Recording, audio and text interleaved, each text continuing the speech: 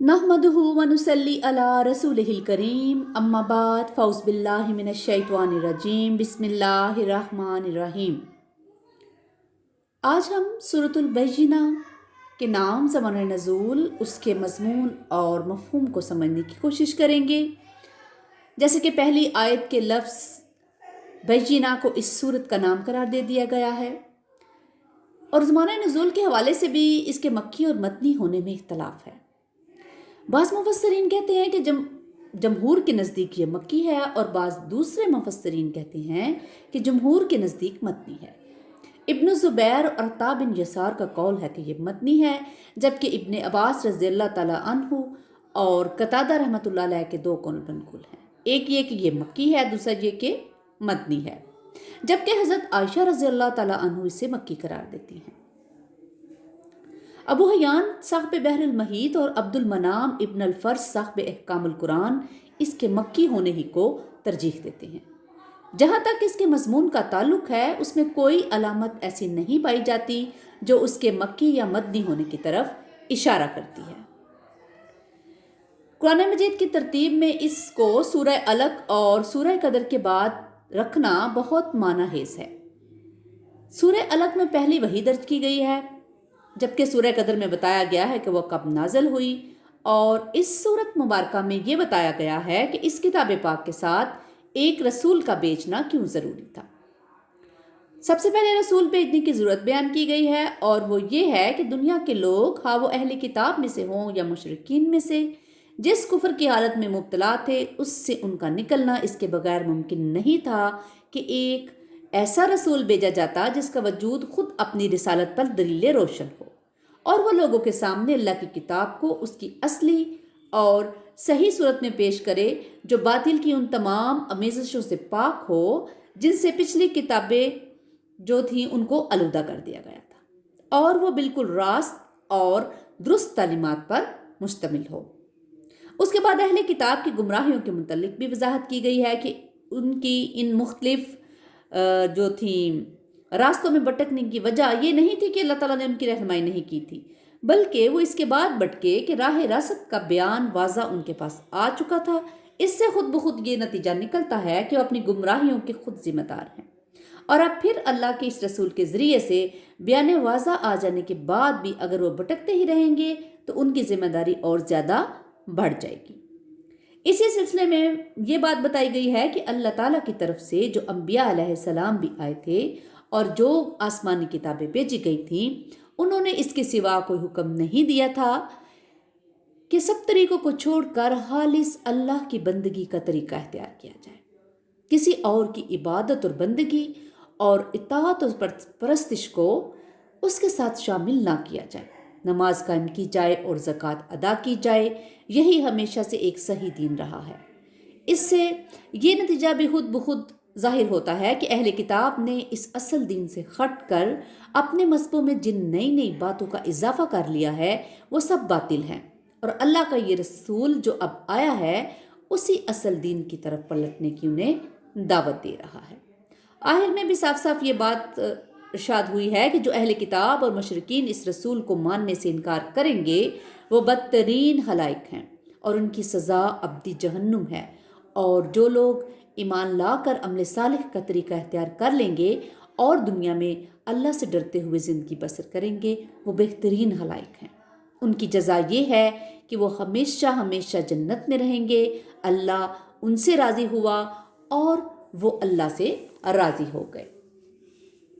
अब इस सूरत का मफहूम समझने की कोशिश करते हैं। बिस्मिल्लाहिर्रहमानिर्रहीम, शुरू अल्लाह के नाम से जो बड़ा मेहरबान निहायत रहम वाला है। लम यकुनिल लज़ीना कफ़रु मिन अहलिल किताबी वल मुशरिकीना मुनफ़क्कीना हत्ता तातियहुमुल बैय्यिना। अहले किताब के काफिर और मुशरिक लोग जब तक कि उनके पास ज़ाहिर दलील ना आ जाए बाज रहने वाले ना थे।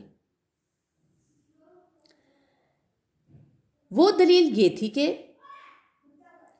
रसूलुम मिनल्लाहि यतलू सुहुफ़म मुतहहरा, अल्लाह ताला का एक रसूल जो पाक सहीफ़े पढ़े, यानी हज़रत मोहम्मद सल्लल्लाहु अलैहि वसल्लम, और पाक सहीफ़ों यानी कुरान मजीद जो लोहे महफूज में पाक सहीफ़ों में درج ہے۔ فیہا کتبن قیمہ، یہاں کتبن سے مراد احکام دینیہ اور قیمہ معتدل اور سیدھا۔ وما تفرق الذین اوتوا الکتاب الا من بعد ما جاءتهم البینہ، یعنی ایسی کتاب جن میں صحیح اور درست احکام ہو اور اہل کتاب اپنے پاس ظاہر دلیل آ جانے کے بعد ہی اختلاف میں پڑھ کر متفرق ہو گئے۔ یعنی اہل کتاب حضرت محمد صلی اللہ علیہ وآلہ وسلم کی آمد سے پہلے مجتمع تھے، یہاں تک کہ آپ صلی اللہ علیہ وسلم کی بعثت ہو گئی، اس کے بعد یہ متفرق ہو گئے۔ ان میں سے کچھ مومن ہو گئے لیکن اکثریت ایمان سے محروم ہی رہی۔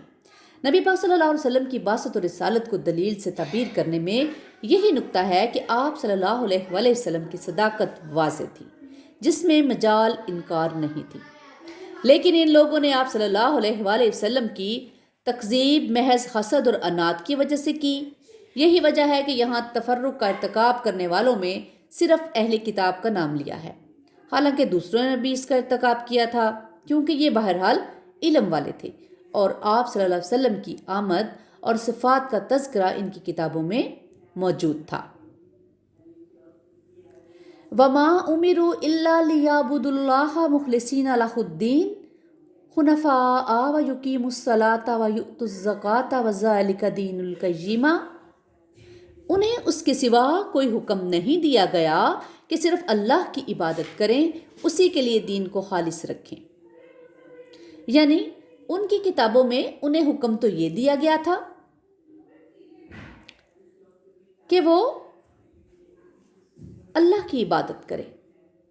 حنیفن کے معنی ہے مائل ہونا، کسی ایک کی طرف یکسو ہونا، اور حنفاء جمع ہے، یعنی شرک سے توحید کی طرف اور تمام ادیان سے منقطع ہو کر صرف دین اسلام کی طرف مائل اور یکسو ہوتے ہوئے، جیسے حضرت ابراہیم علیہ السلام نے کیا۔ اور قیمہ محذوف موصوف کی صفت ہے، یعنی یہی اس ملت یا امت کا دین ہے جو سیدھی اور معتدل ہے۔ اکثر ائمہ نے اس آیت سے اس بات پر استدلال کیا ہے کہ اعمال ایمان میں داخل ہیں۔ ان الذین کفروا من اہل الکتاب والمشرکین فی نار جہنم خالدین فیہا اولئک ھم شر البریہ، بے شک جو لوگ اہل کتاب میں سے کافر ہوئے اور مشرکین سب دوزخ کی آگ میں جائیں گے جہاں وہ ہمیشہ رہیں گے، یہ لوگ بدترین خلائق ہیں۔ یعنی یہ اللہ کے رسول اور اس کی کتابوں کا انکار کرنے والوں کا انجام ہے، اور اس کے علاوہ انہیں تمام مخلوقات میں بدترین قرار دیا گیا ہے۔ ان الذین آمنوا وعملوا الصالحات اولئک ھم خیر البریہ، بے شک جو لوگ ایمان لائے اور نیک عمل کیے یہ لوگ بہترین خلائق ہیں۔ یعنی جو لوگ دل کے ساتھ ایمان لائے اور جنہوں نے اعضاء کے ساتھ عمل کیے وہ تمام مخلوقات سے بہتر اور افضل ہیں۔ جو اہل علم اس بات کے قائل ہیں کہ مومن بندے ملائکہ سے شرف و فضل میں بہترین ہیں، ان کی ایک دلیل یہ آیت بھی ہے۔ بریہ برا یعنی خلق سے ہے، اسی سے اللہ کی صفت باری ہے، اس لیے بریتن اصل میں بریاتن ہے، حمزہ کو یا سے بدل کر یا میں ادغام کر دیا گیا ہے۔ جزاؤہم عند ربہم جنات عدن تجری من تحتہا الانہار خالدین فیہا ابدا رضی اللہ عنہم ورضوا عنہ ذالک لمن خشی ربہ، ان کا بدلہ ان کے رب کے پاس ہمیشگی والی جنتیں ہیں جن کے نیچے نہریں بہہ رہی ہیں، جن میں وہ ہمیشہ ہمیشہ رہیں گے۔ اللہ تعالیٰ ان سے راضی ہوا اور یہ اس سے راضی ہوئے، یہ ہے اس کے لیے جو اپنے پروردگار سے ڈرے۔ ان کے ایمان اور اطاعت اور اعمال صالحہ کے ثواب اور اللہ کی رضامندی سب سے بڑی چیز ہے، اس لیے کہ اللہ نے انہیں ایسی نعمتوں سے نواز دیا جن میں ان کی روح اور بدن کی دونوں کی سعادتیں ہیں۔ یعنی یہ جزا اور رضامندی ان لوگوں کے لیے ہے جو دنیا میں اللہ سے ڈرتے رہے اور اس ڈر کی وجہ سے اللہ کی نافرمانی کے ارتکاب سے بچتے رہے۔ اگر کسی وقت بتقاضۂ بشریت نافرمانی ہو گئی تو فوراً توبہ کر لی اور آئندہ کے لیے اپنی اصلاح کر لی، حتیٰ کہ ان کی موت اسی اطاعت پر ہوئی، نہ کہ معصیت پر۔ اس کا مطلب ہے کہ اللہ سے ڈرنے والا معصیت پر اصرار اور دوام نہیں کر سکتا، اور جو ایسا کرتا ہے حقیقت میں اس کا دل اللہ کے خوف سے خالی ہے۔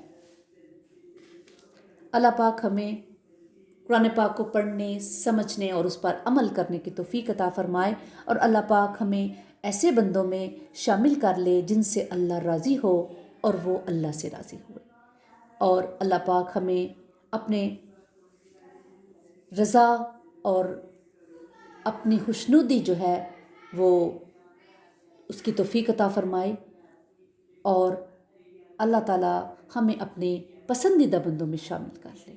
ربنا تقبل منا انک انت السمیع العلیم وتب علینا انک انت التواب الرحیم۔ سبحان ربک رب العزۃ عما یصفون وسلام علی المرسلین والحمد للہ رب العالمین۔